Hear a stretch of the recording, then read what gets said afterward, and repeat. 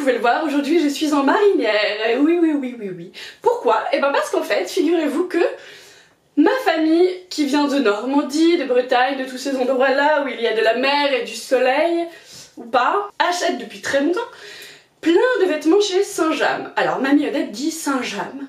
En vrai, je pense que c'est Saint-James. Mais on va pas contrarier Mamie Odette. Et en plus d'être tendance, c'est fait en France. Wouhou! Et aujourd'hui j'ai amené ma plante avec moi parce que je me suis dit que ça ferait naturel. Mais en vrai j'ai pas du tout cette plante sur mon lit en permanence. Non. Et je vais vous parler de...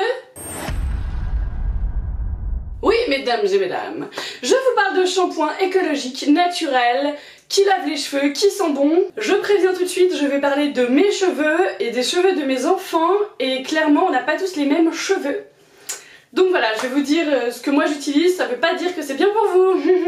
Donc la première chose dont j'aimerais vous parler, ce sont les shampoings solides. Les shampoings solides, c'est pratique parce que c'est solide, il n'y a presque pas de déchets, la plupart du temps c'est emballé dans du carton. En revanche, faites attention à leur composition parce que certaines personnes sont très irritées par des produits. Ça ne sert à rien que je vous les énumère ici dans la vidéo, je vous mettrai tout en barre d'infos. Mais voilà, il faut quand même savoir que les shampoings solides peuvent être irritants. Par exemple, la marque que moi j'aime beaucoup, c'est la marque Pachamamaï. Mais je les ai fait essayer à une amie qui est très irritée par eux. Et par exemple, ma soeur aime beaucoup le Sweetie qui est hydratant. En revanche, celui-là lui fait des grosses pellicules. Donc voilà, faut tester. Connaissez votre type de cheveux pour vous aider parce qu'il y a des shampoings solides pour cheveux gras, pour cheveux secs. Donc n'hésitez pas à en acheter plusieurs, à les couper en deux et à les partager avec vos amis. Comme ça vous voyez lequel est fait pour vous et ça fait pas de déchets et le monde est heureux. Personnellement, le shampoing solide que j'utilise en ce moment est un shampoing à froid. À froid, ça veut dire qu'il est pas cuit, ça veut dire qu'il a gardé toutes ses propriétés. Et ce qui en fait, je trouve, un shampoing beaucoup moins irritant. En revanche, chez certaines personnes, il faut le rincer à l'eau vinaigrée. C'est-à-dire que tu mets un peu de vinaigre, un peu d'eau, et tu rinces tes cheveux avec ça. Ça va rééquilibrer le pH de ton cuir chevelu, c'est-à-dire adoucir en fait. Celui-là, il vient de la savonnerie Buissonnière, on me l'a offert, il est enrichi en jojoba, il est pour cheveux normaux. C'est parfait pour moi. J'ai les cheveux qui peuvent graisser assez vite si j'utilise des shampoings pour cheveux secs. Donc j'utilise vraiment des shampoings pour cheveux gras ou pour cheveux normaux, sinon je dois les laver tous les 2 jours. Grâce à ce savon là et grâce également au Sweetie de Pachamamaï qui moi ne me faisait pas d'irritation, je me lave maintenant les cheveux 1 fois par semaine. Chez la savonnerie Buissonnière il y a également un shampoing à froid pour cheveux secs qui est enrichi en beurre de karité qui sont très bons. Rien que de le toucher j'ai la main grasse. Ce qui fait qu'il n'est pas du tout adapté à mes cheveux. Quand je le mets, au bout de 2 jours, j'ai les cheveux gras. Maintenant, je vais vous parler des shampoings liquides parce que je sais que ça vous intéresse. Les shampoings liquides peuvent exister en naturel, en bio, en écologique. Bien sûr, il y aura l'emballage. Essayez toujours d'acheter des emballages avec écrit PET 1 ou 2 en dessous. Ça veut dire que ça se recycle. Sinon, ça ne se recycle pas. Comme shampoing que j'ai essayé, il y a le Caddy. Caddy, c'est la marque de mes aînés que j'aime beaucoup. Ce shampoing c'est pour les cuirs chevelus sensibles, il prévient les irritations cutanées, c'est un shampoing ayurvédique. Je l'achète au magasin bio et je le trouve très bien aussi. En revanche, le seul truc, c'est que vraiment, tu te laves pas les cheveux en te disant quelle odeur folle. Non, l'odeur est pas folle. Mais personnellement, je m'en bats je m'en fiche.